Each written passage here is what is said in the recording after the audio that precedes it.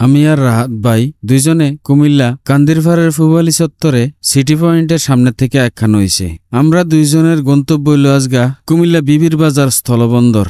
City পয়েন্টের সামনে থেকে আবার হুন্ডাটা দিয়া বাদুরতলা ঝাউতলা হইয়া ডিসি রোড দিয়া যাইয়া ফৌজদারি তুলছি। ফৌজদারিতে আদালত রোডে ছোটরার দিকে গেলাম গা। হ্যান থেকে যাইয়া উঠতে গেলাম কুমিল্লার মেরিন ড্রাইভ খেত বিবির বাজার রোড। রাস্তাটাত ওড়নের পরে দেখলাম মানুষের মেলা। কত মানুষ তারার অবকাশকালীন সময় কাটানি লেগা হুন্ডা, রিক্সা, অটো, প্রাইভেট কার, মাইক্রোবাস দিয়া এই রোডে যাইতে আছে নানান জায়গায়। এর ভিতরে কিছু আছে যারা এই এলাকায় বসবাস করে স্থানীয় মানুষ। রাস্তার পাশেই যখন দেখি কিশোর যুবকেরা চরের ভিতরে ফুটবল খেলতে আছে তখন নিজের কিশোর জীবনটারে মনে ফিরে যায়। রাহাত ভাইও স্মৃতিচারণ করলো নিজের কিশোর জীবন, যৌবনকাল যখন এবারায় ফুটবল খেলতো এরকম নদীর চরে। প্রকৃতির অপার সবুজের মধ্যে দিয়া কালো ফিসডালা রাস্তা দিয়ে আমরা আগুয়ে চললাম বিবির বাজারের দিক। টিক্কার চর পৌঁছতেই দেখলাম বহু মানুষ এন মুক্ত বাতাস গ্রহণ করতে আইছে।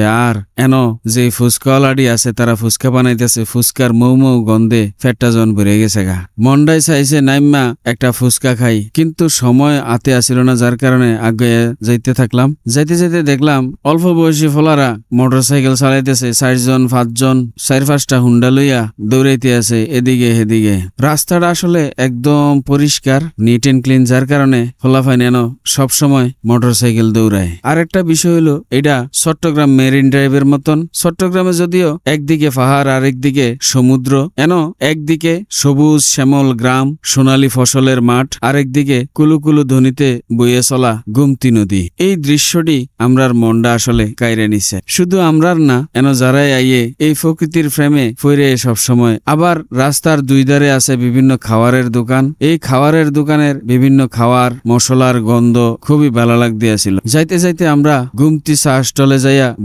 বইয়া দুজনে কতক্ষণ চা খাইলাম, পানি খেলাম। এত রোদ পড়ছে, শরীরটা গাইমা ভিজে গেছে, তারপরেও মনের ভিতরে একটা অন্যরকম আনন্দ। কেরে এরকম সবুজ প্রকৃতি খুব সহজে শহরে দেখা যায় না। আমরার খাওয়া শেষ, আবার হুন্ডায় চললাম। রাহাত ভাইও এত আন্তরিকতা দেখাইলো যে তার আন্তরিকতা আসলে কেমনে যে মূল্যায়ন করবো বুঝতাম পারতাছি না। আদর আপ্যায়নের কোনো শেষ আছে। এর ভিতরে কিছু কিছু ফলাফানরে দেখলাম হুন্ডা চালাইতে আছে এমন গতিতে যেটা আসলে উচিত না। বইনফুত তোরারে কইতাছি, তোরা যে এমনে হুন্ডাটি চালাস নিজেরার জীবনের লেগেও ঝুঁকি, পথচারীর লেগেও ঝুঁকি। এই জায়গাটা তাইয়া ফাঁকা পাইয়া এত জোরে হুন্ডা চালানটা ঠিক। সবুজের বুক চিরে আমরা আগুয়ে চললাম বিবির বাজার স্থলবন্দরের দিকে। এই সবুজ শ্যামল গ্রাম, ফসলের মাঠ, পাখির কিচির মিচির ডাক, গুমতি নদীর বয়ে চলা কুলুকুলু শব্দ, এই সব কিছু আমরা দুইজনেরই বিমোহিত করছে। মনটাই চাইছে না এনতে আসলে বাড়িত ফিরে যাই।